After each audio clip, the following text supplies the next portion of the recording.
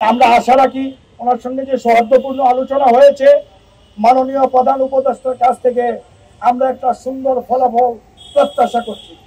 আজ পর্যন্ত আমরা যত স্মারকলিপি দিয়েছি ওইখানে পৌঁছে নাই, এখন হাতে হাতে যেহেতু দিয়েছে সাব্বির আহমেদ সাহেব APS2 মাননীয় প্রধান উপদেষ্টা উনি আমাদেরকে রিসিভ করে আমাদের স্মারকলিপি রিসিভ করে কাগজ দিয়েছেন। এই স্মারকলিপি আমরা ওনার কাছে প্রদান করে নিয়েছি। এই আজকের এই সারাদিনের ঘটনার সর্বশেষ পরিস্থিতি এরপরে আমরা ওখান থেকে এসেছি এবং আপনাদের সামনে প্রেস ব্রিফিং করলাম। এই পর্যন্ত আমাদের কথা ছিল। আপনারা জানেন আমাদের 64 জেলা থেকে লোক আসে, দূর দূরান্ত থেকে লোক আসে।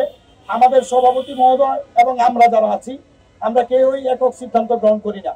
আমরা আপনাদের প্রেস ব্রিফিং করার পরেই প্রত্যেক জেলা সমন্বয়কদের নিয়ে আমরা অতি দ্রুত একটা জরুরি মিটিংয়ে বসবো এবং ওই মিটিংয়ে আলোচনা পূর্বক পরবর্তী কর্মসূচি সম্পর্কে আপনাদের জানানো হবে।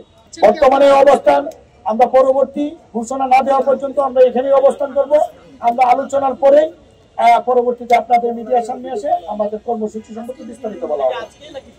আমরা এটার পরেই আমরা খাওয়া দাওয়া করে নেই, আমরা সারাদিন খাই নাই, আমরা এটার পরে কিছু খাবো, খাওয়ার পরে আমরা আলোচনা করে আবার আমরা প্রেস ব্রিফিংয়ে আসতেছি, আমাদের কর্মসূচি বিস্তারিতভাবে আপনাদেরকে জানিয়ে দেবো।